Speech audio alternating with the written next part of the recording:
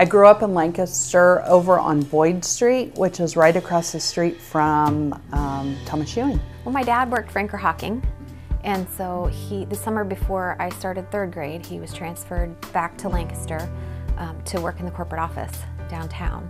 Born and raised. My great-grandfather moved here in '31 when he started the business, and so our 4 generations up to me are born and raised here.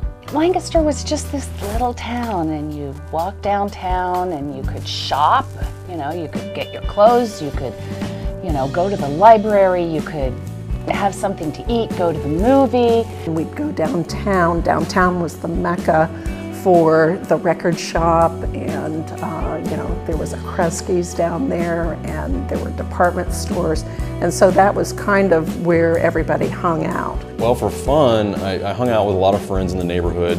We lived out on Keister Manor, so there was a lot of people that lived out in that area that we'd hang out with. Like literally, we're outside all the time playing and doing things like that, biking and hanging out like that. We were in a very, very small town in Indiana.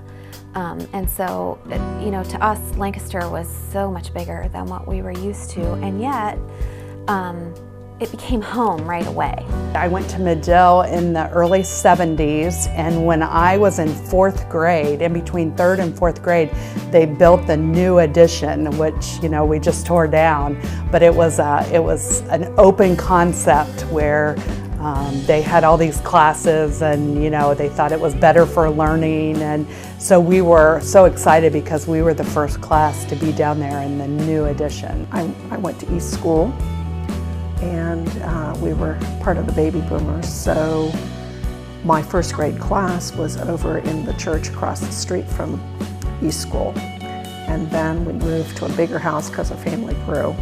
And I ended up going to North School 4th grade through 6th grade. I was in everything. I was the geek that was in everything, from drama club to French club to cheerleading to whatever it was. Well, I played sports. I played basketball and I played tennis.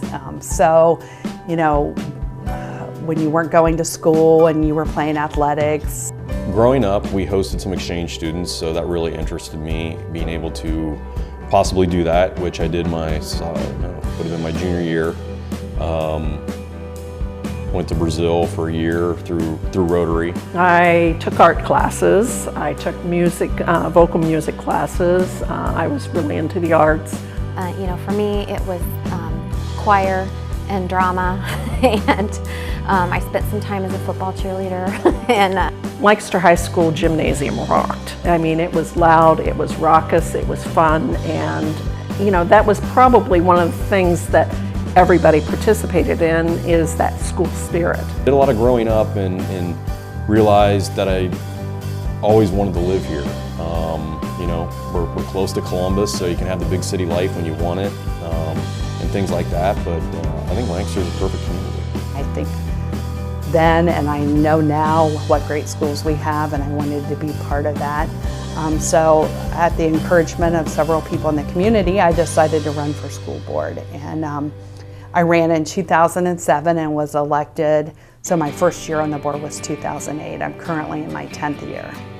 I'm a firm believer that diversity within your school board is essential to have it operating in the most effective way, working with the superintendent and the treasurer in the district.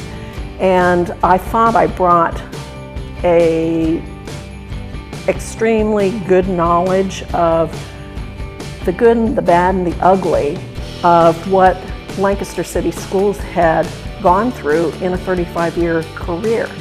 I saw an email or an article that they were forming the Facilities Planning Commission, and at the time I was working in the construction industry, and I thought, oh, okay. I love the school district. I love the school system. Again, I like to spend my time where my kids are. I thought, well, maybe with my construction experience, that maybe I would have something to contribute. Working with those committees and the board, getting the bond issue passed, I knew at some point, being a board member was something that I would like to do. But our current board was doing such a good job, I didn't feel like I needed to run against them, and possibly unseat someone who's really doing a good job. So when the announcement came out that Tom Pierce had stepped down to accept a new position and a new job, I thought, okay, well, maybe now's the time. It was always going to be about timing. And so I submitted my application and met with the board in an interview process, and here I am. Again, honored and overjoyed. I wasn't talked into it, but I was approached by some people that said, you'd be good at this, you would have fun at it. And I was a little leery when I got involved, but it's been a blast. It really has been. It's neat to be able to see the different side of the school system and kind of be from behind, helping it and pushing it and guiding it. And you get that different perspective than you do when you're a community member just kind of watching it roll by. I knew my grandfather and great-grandfather had been on the board, but it just didn't register at first. I'd been on all kinds of not-for-profit boards, and I thought, well, this isn't any different than what I do on not-for-profit boards, so yeah, let's go for it. Let's see if the voting public will say, yeah, we'd like to have her on board. And gosh, twice they have. It's been kind of cool. I think I'm most proud of the fact that I think the community now realizes more so than ever what great schools we have, what great teachers we have, what great staff we have. I'm really proud of the fact of how we got the community to step up and support our schools. The new schools, the new elementary schools. Oh, what a project that's been, and that's been so much fun. I'm probably proud too of how well the school board gets along. It operates very smoothly. There's not a lot of bickering, or honestly, there's no bickering or fighting or arguing. Everybody seems to be on the same page, and it makes it enjoyable to be on. It makes it easier to be on. The one thing that's near and dear to my heart, the fact that we have elementary art. Kids are running to the art rooms. It was a void.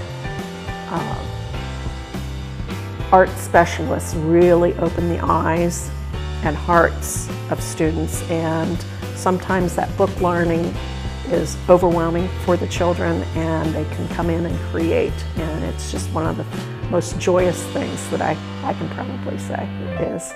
I just think the values and the people, the sense of community brought us back, because I never found that sense of community anywhere else I've lived.